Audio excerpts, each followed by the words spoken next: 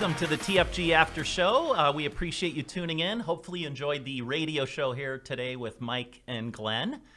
We always appreciate you tuning in each and every week. The TFG Aftershow is meant to go a little deeper into the things that we do to help people at the Financial Guys, and also to introduce you to some of our friends, some of the more prominent people here in Western New York. And today I am so pleased to have one of them, extremely grateful to having Erie County comptroller Stefan Mychajliw with us today. So don't go anywhere, folks. We got a lot to cover. We are going to be talking about local events, state events, national. I want to get your feedback on how Mr. Biden is doing so far as the president. First off, I think it's really important to say I did see some Facebook video of your sons. If you haven't seen them, folks, Maxim and Emmerich. Not to mention Mia. I haven't seen any photos. I know. They look like their mom, thank God. Oh, thank heavens. Look like your mom, Ashley. But I just have to say, folks, I used to have a head of hair like Maxim and Emmerich. but it was my choice to say I'm going to go with a little bit of a lighter volume look as I get older. So just a little lighter. Not this. Looks good. Easier to maintain. Yeah. Thank you. Yeah, exactly. Well, if I had to grow a beard, Mike, like yours, I would need to splash like Chia Pet on my face. I can't do it. I will say I tried. I never could grow a beard until about 2 years ago. Oh, it looks so bad. It's pretty good now. I can at least get there, and it looks somewhat full. He was fully shaven at around noon today. I mean, look at this thing. He might have to shave during a break today, folks. That's how fast it grows. That's funny. Oh my. So anyway, again, thanks for tuning in. Let's get to a few things here. First of all, in your free time, did you write any songs for your wife for like Valentine's? I heard one's going around. One's going around.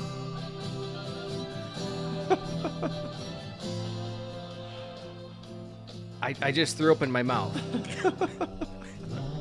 I wish we could have video of this. I think we could all sing along because it's not that difficult. These 3 words. Oh, this is bad. Where do you get the horn section? Wow.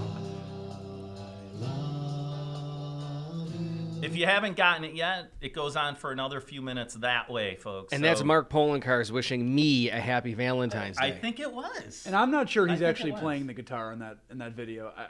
It almost looks a little. You'll have to excuse me now. I'm going to go start my car in the garage. Thank you. It looks like one of those martial arts films where they'd be like, you want fight? Oh, so you bad. Fight me.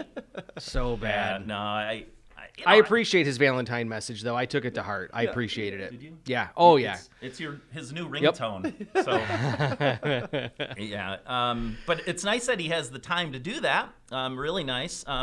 Let me ask you this. Ted Cruz was really, really just hammered and getting hammered about a trip to Mexico. That's right. What do you think about that? I mean, look, when it comes to a crisis, I mean, the most important thing is to focus on the job at hand. And I'll take the county executive, for example. There were distribution problems with the COVID vaccine, height of the COVID pandemic. And what was his focus? It wasn't on COVID-19. It wasn't on the vaccine. It wasn't helping seniors. It was on whether or not I was in Washington, D.C., attacking the Capitol. So whether you're Ted Cruz or Mark Polenkar, your focus during a crisis should be on your job. Right. And I couldn't believe the county executive. All he had to do was look at surveillance video to show that I was in the Rath building. Yeah. But this goofball sent this 2-page letter accusing me of storming the Capitol. So whether it's Ted Cruz or the county executive, you should be focused on the crisis at hand. Right. Be a good dad. Clearly, I like to be a good dad, but I think when the, in this case, not when the heat is on, but when the cold is on, that was a terrible time to leave Texas. I mean, and you're going to be looked at. You know, people are going to know where you are, what you're doing, and that was probably not his best choice. Well, even in my scenario, again, the county executive spent a 2-page letter basically accusing me of storming the Capitol. Why didn't I denounce the violence? And he easily found surveillance video of me in the Rath building without a mask on. But yet all this guy had to do was find surveillance video that he controls of me sitting at my desk and being in Buffalo on the day of the riots. So, again, during a time of crisis, yeah, you should focus on your government gig. Yeah. Sharp as a bowling ball sometimes, huh? maybe more often than not. But let's talk a little bit locally. One of the things I think that we often maybe don't understand is what kind of impact has this COVID crisis, the shutdowns, the lockdowns, had on the Erie County finances? Devastating. I mean, you look at sales tax revenue. Government is imposing these COVID restrictions, these COVID closures, shutdowns. It is killing small businesses. And that in turn has a negative impact on sales tax revenue. I'm not a fan of taxes, but sales tax revenue is the largest source of revenue for Erie County government. But that sales tax revenue also impacts everyone, all of you listening or watching our video. This sales tax revenue goes to our towns. It goes to our school districts, the NFTA. So 2020 compared to 2019, our sales tax revenue was down $13 million. Even in the month of December, where you would think Christmas shopping, there's going to be a lot of people going to stores, sales tax revenue go up. Sales tax revenue was down 6.5% for Erie County government in the month of December. So we need to open the economy again, have reasonable restrictions to keep the elderly and immune-compromised safe, but we cannot kill the economy anymore. So Mark and Cuomo have to see these same numbers you're looking at. So I guess my question is, and probably most people is, why are they okay continuing down this path that we've been on? Because it's more about power and control and less about our health and safety and well-being. I mean, the sales tax revenue losses are potentially in the billions of dollars for the entire state of New York. And so I don't think they care about the fiscal impact at all. They're hoping Joe Biden in Washington, D.C. bails us out with multi-billion-dollar bailouts. I mean, New York State was facing a $6 to $7 billion deficit before COVID hit. So they don't really care, Mike. They just want a bailout from Washington and let the consequences fall where they do. But it's a continuous problem, though, right? I mean, if these businesses don't reopen and the sales tax still doesn't come back to where it was, I mean, you're still going to be impacted later too, right? It's devastating. Not just now. Right. And it's also too that trickle down effect. If businesses are closing, people are losing their jobs. They're not spending money. That impacts restaurants, bars, clothing, retailers. Right. So it's just this negative trickle down effect that's devastating our entire economy, and more people are being hurt by the negative fiscal impact of COVID than COVID itself. No question. How about schools? They should be open. I mean, think about the data that we're seeing. The data shows that if you want to say follow the science, follow the data. The data shows that the young are least susceptible to COVID. And who are the most vulnerable? The elderly and seniors. So what does New York State do? They take seniors stricken with COVID and force them into nursing homes, and they shut down schools. How does that make sense at all? And I firmly believe there was an independent study that just came out recently that showed that the Cuomo administration potentially could have been responsible for more than 1,000 people dying by shoving them into nursing homes around otherwise healthy seniors. Yeah. So we should open our schools, and the psychological and mental negative impact on our kids is far more devastating than the disease itself right now. No question.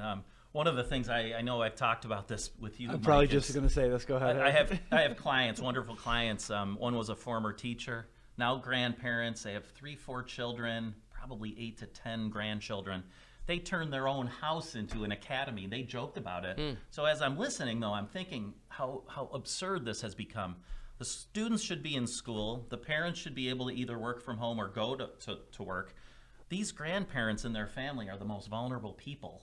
They're like in their mid to late 60s, and they're the ones getting 4 and 5 grandchildren every day. A couple in the den, a couple in the kitchen. They called themselves, Mike, Helen, she's the superintendent of our school. She's also the teacher. She's the lunch lady. He says, I'm the bus driver. I'm the custodian. And they're making jokes about this. And I said to them, do you know how absurd this is? You are the most vulnerable, just age-wise, in your family to get COVID and maybe have issues. And you're expected to take care of your grandchildren. Yeah, it's nuts. It was just absurd. And that's just one story. There's so many grandparents. They're not going to say no to their kids. Right. I mean, think about it. They're going to help their kids. We're on the 1-year anniversary of just needing 14 days to flatten the curve. I mean, really think about that. We were told 14, 15 days, we're going to flatten the curve, let's shut down. And that was a year ago. And you're right. I mean, grandparents and seniors, they are the most vulnerable to COVID. And all of these backwards policies are putting seniors and the elderly more at risk, and they're doing untold damage to our kids. And it's wrong, and it just shows that people like Mark Poloncarz and Governor Cuomo don't give a damn about keeping people safe and keeping people healthy. It's all about power and control. Yeah. I heard something too about just the issues of nutrition for children. I mean, if you've got parents who are a little bit more well-to-do, they're going to probably do the right things. They're going to get the right foods for their kids, have a good breakfast, lunch, and so forth. But there are so many children who count on 2 meals a day from the school districts. And I heard the whole idea of weight gain, being in front of iPads and iPhones and laptops. It was already an issue, in my opinion. But man, you add on that now they have to focus on that little screen with their teachers, and then that's the only way they can see their friends, folks. So it's really getting to crisis levels, in my opinion. And I was one of those kids. I mean, I grew up at William and Fillmore, and the only time on many days that I ate is when I either went to school or I got a meal at our Boys and Girls Club. And I think, guys, that's where the frustration lies in, is that all these politicians are imposing these rules that they don't abide by, right, but they're forcing us to do so. Again, we go back to the county executive. He's telling us to wear 1 and now 2 masks in the Rath building, but he doesn't wear a mask when golfing with his buddies and drinking and eating communal food. No. He forces kids to not scrimmage and play hockey, actually shut down a hockey rink. But what is he doing on Sunday mornings? Playing hockey with his buddies. Right. And that's where I think the frustration comes in. Well, I've said this to you too, Mike. I mean, I coach football in the local area.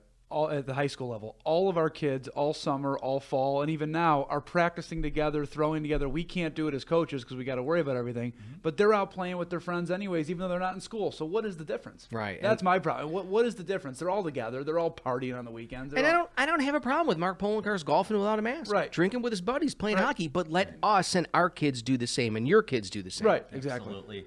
I think what they're doing, folks, is they're creating more and more desperation, depression.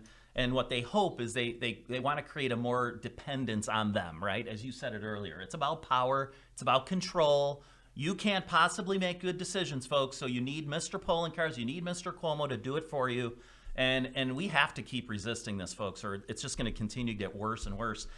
Let's turn to the state. Governor Cuomo, I never thought this would happen in my lifetime, that a Democratic governor would be under such pressure, not only from the GOP, but now the Democrats, and let's just talk about that. I mean, did you see this come in at all? Did you think this would come to a head as it did? Well, I'm glad that politicians, whether they're Democrats or Republicans, are actually taking this issue on, and they're taking it seriously.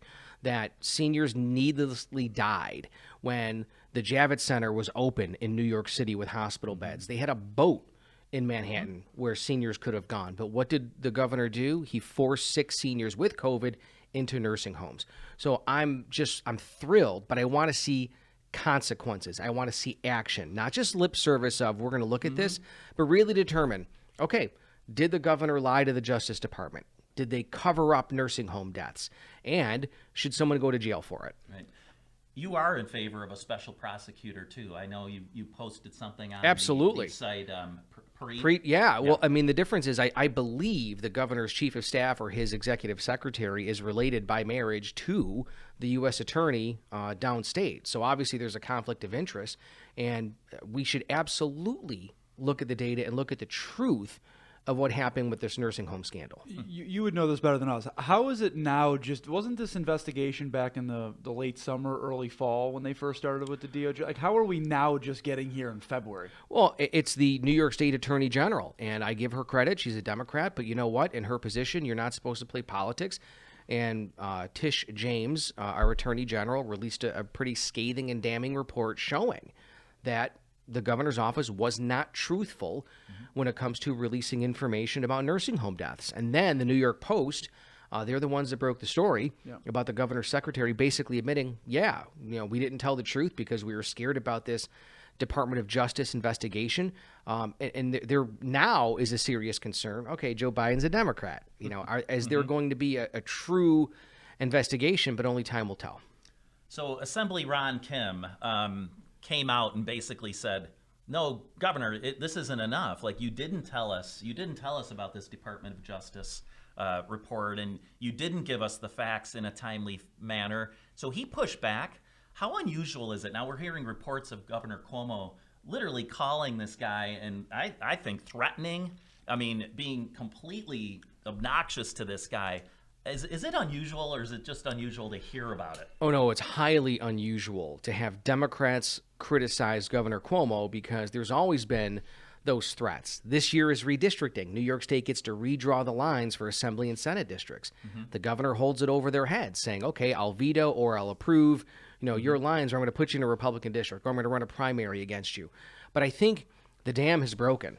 Normally, you would have Republicans not having fears of criticizing the governor. Well, but yeah, now, like our friends Dave DiPietro, Rob Ort, Right. always standing up and doing the best they can to fight against us. But to have a guy like Ron Kim now standing up and to have this whole this mess publicized, getting threats on a phone call saying, "Are you a lawyer? I don't think you're a lawyer. You don't know what I can do to you." Like that kind of thing's got to be. And it all goes back to executive power. And Andrew Cuomo's not the only one that's exercising it. Mark Poloncarz is.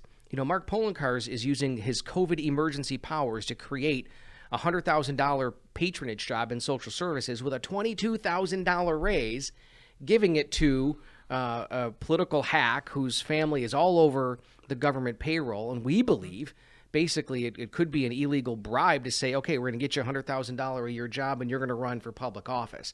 So I think in Albany and Erie County, politicians, Democrats and Republicans, are getting fed up with a total executive power where the governor or county executive acts like a king, where there's no checks and balances. Yeah. And I think for me, what's infuriating, we've talked about this on Tuesday when we did our podcast, but what's infuriating to me is the whole time for the last year, he's been saying that, Trump doesn't care, right? Trump doesn't care about our people. We need to take this serious. We can't be messing around. You need masks, social distancing, close your business, do this, do that.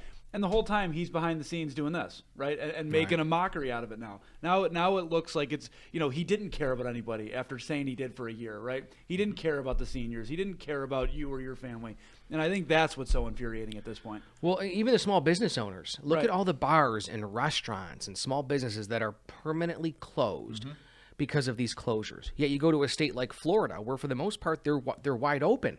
They're having reasonable restrictions in place, protecting seniors, but they didn't shut down the economy the way New York State did.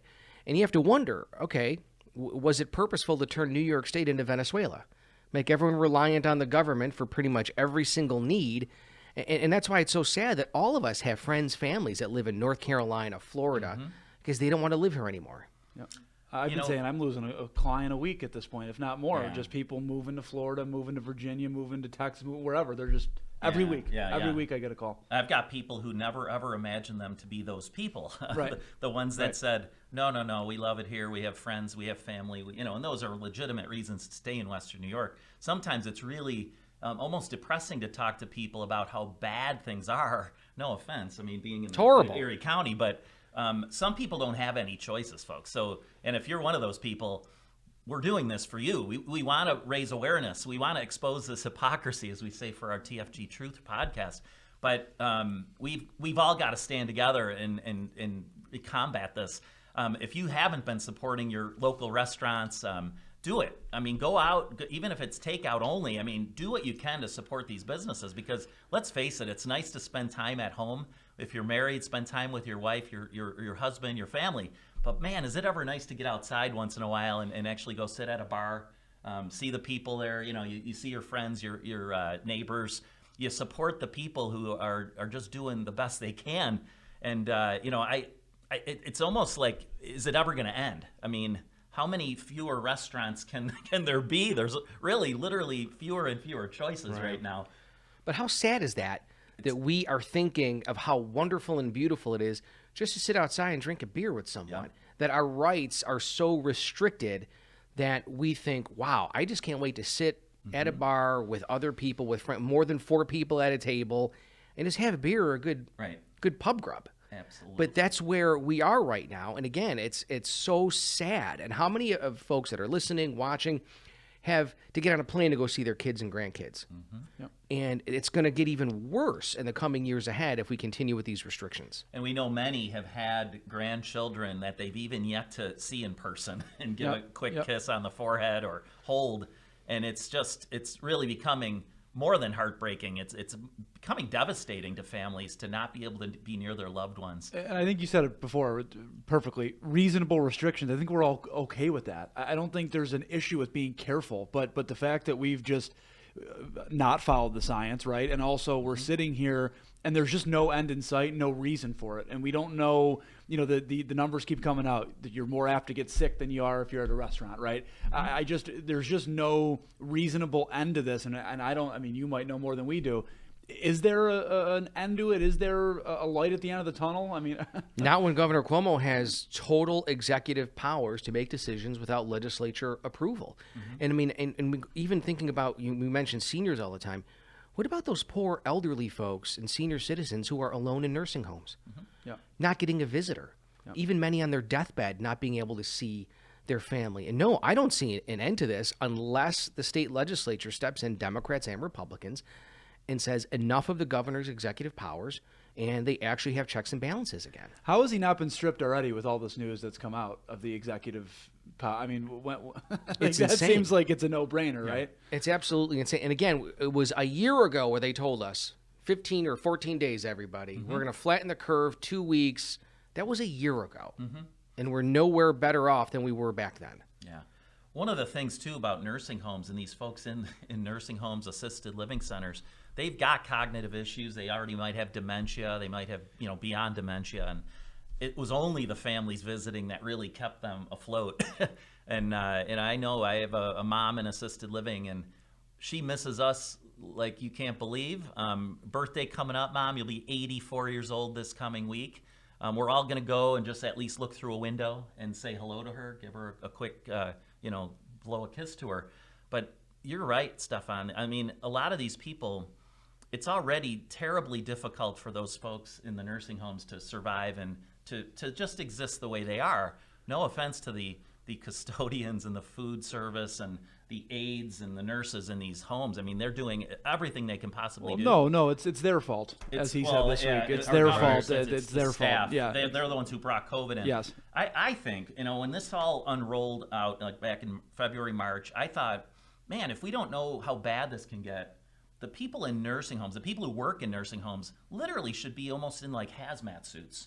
Like, because the most vulnerable people are going to be the older people with already some of these, issues, right? And they didn't do that. I mean, I went and saw my mom through a screen, and there's just a nurse standing there with a little paper mask next to her. And I'm thinking, my goodness, if you are bringing COVID in, you're not doing the best you can to keep the most vulnerable safe. Now, on the other hand, students, we know children were not spreading this virus very much at all. And let's talk about schools for a second. How powerful are these unions across the country to keep students at such a risk of not being back in school? Well, teachers' unions do not represent children. They represent adults. And that is the one main point that people don't discuss when it comes to the power of teachers' unions. They do not represent children. They represent teachers. They represent adults. So from their perspective, many of them want their adults and their teachers home, and that negatively impacts kids. And so thankfully, we have a judicial system where there are some checks and balances because there was a state Supreme Court judge who basically kicked out the Buffalo Teachers Federation lawsuit and said Buffalo kids have to go to school. So thankfully, there are those checks and balances, but in areas where there's not, the teachers union prevails and kids are suffering because they're stuck at home being taught by mom and dad or on a tablet rather than being in school. Right. What are your thoughts on what Biden said this week and I guess his team said about, hoping to get to 10% of schools open by year end? I mean, that number was staggering to me. I couldn't believe it. I'm like, wait a minute. I thought in the fall we were going to go back 100%. Everybody was going to go. Yeah, we're not a football stadium. We're schools. Right. Okay, you want to put 10% at Bill Stadium for a football game? Okay, fine. Right. That's your decision. But kids are suffering not being in school. Right. And we all have friends and family that have had COVID. Many of my loved ones and friends that had it didn't even know they had it until they had a test. Right. And so if children are the least susceptible, if they're the least likely to spread this, we should open up our schools. And even if children, and God forbid, do contract COVID, there is a incredibly good chance they're either not going to even know it or they're going to recover like they would the flu or a cold. And so I think years from now, we're going to look back and people who are shutting down the economy and closing schools are going to think, what were we thinking? And many of us think that now, but it's not going to really hit home until we see the damage years later. Yeah. One of the things I thought was, you could sit down with these unions and say, listen, you have members anywhere from maybe 23 to 63, maybe 73 years old as teachers. How about you look at your group, you talk to your group of teachers, and anyone who feels very, very vulnerable, who feels like this COVID virus could kill them, how about you talk to them and we work something out for those people?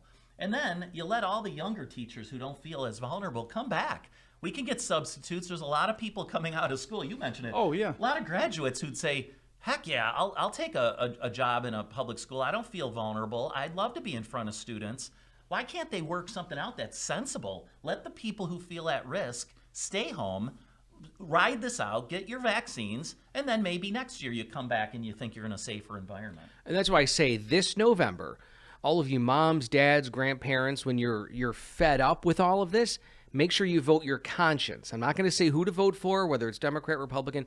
Vote your conscience and support those politicians that want to put our kids back to school, that want to support our businesses, that are fighting for our seniors in nursing homes. Vote in your local elections this year for those elected leaders, myself included. And then in 2022, do the same in the race for governor. And here's what's a little frightening to me, too.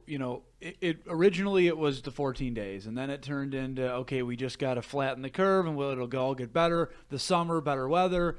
And then it was the vaccine's going to cure everything. Now they're saying with the vaccine, if you get it, it almost doesn't even matter. You still got to be careful. When does it end? Like, what does the virus? Do we have to get to herd immunity? When do we get to herd immunity? I mean, what is it that ends the madness? And we have a flu vaccine right now. Right. And yet, tragically, people still die from the flu. Right. And it's never going to end because, again, I don't think a lot of these politicians want to give up their power and control. That's when it ends, when we get rid of these politicians or we implement checks and balances at the county and at the state level. I think we're going to wrap, folks, for this week. I can't thank you enough for being here. No, thank you, guys. Hopefully this won't be the last time on the TFG Aftershow with Stefan Mychajliw. Just a great advocate for all of us, folks. Whether you're a Democrat, whether you're a conservative, a Republican, he's standing up for us. He's exposing the things going on that are absolutely absurd, and we can't thank him enough. Anything else? No, I think one last thing I'd like to ask: what your feelings on Biden so far? I do think that is important to bring up quick.